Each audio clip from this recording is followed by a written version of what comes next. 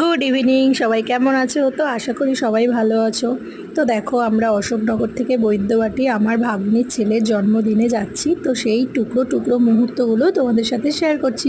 তো প্রথমেই আমরা বাড়ি থেকে বেরিয়ে অটোতে করে গিয়েছিলাম, তারপরে আমরা লঞ্চ পার হয়ে গেলাম, কারণ লঞ্চ পার হয়েই আমরা বৈদ্যবাটি যাই। তো এই দেখো, আমরা লঞ্চে উঠে একটু সেলফি তুলছিলাম। তো আমার ছেলে আর আমার মেয়ে আমার ওপর একটু রাগ করেছে, তার কারণ ওরা কিছু একটা চেয়েছিল, আমি দিইনি। তো জানোই, বাচ্চারা বায়না করলে সেটা যদি না দিই তাহলে দেখবে ওদের মনটা খারাপ হয়ে যায়। তো দেখো, আমরা লঞ্চ পার হয়ে গেলাম। তো বাড়ি থেকে আমাদেরকে নিতে এসেছিলো বাইকে করে, আর ঠিক ওই সময় ছিল তারকেশ্বর যাত্রীদের ভিড়। তো দেখো, ফাইনালি সন্ধেবেলা আমার সাজটা দেখো কেমন হয়েছে। একদম গরমে হালকা সাজ দিয়েছিলাম, আর এটা ছিল আমাদের বার্থডে বয়। দেখেছো, বার্থডে বয় মাথার মধ্যে একেবারে রাজার মতন মুটুক করেছে। তো এই যে আমার মেয়ে মুটুক ধরে বসে রয়েছে। তো জন্মদিনের সন্ধ্যাটা আমাদের ভীষণ ভালো কেটেছিল, কিন্তু প্রচণ্ড গরম ছিল।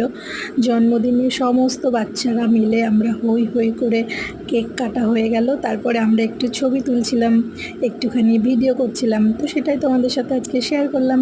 তো তোমরা সবাই খুব ভালো থেকো, সুস্থ থেকো। আর এই যে দেখো, আমার ভাগ্নির ছেলের নাম হচ্ছে আদ্রিত। ওর জন্মদিনে কী কী খাওয়ানো হয়েছিল সেই পুরো মেনুটা আমি তোমাদেরকে দেখিয়ে দিলাম।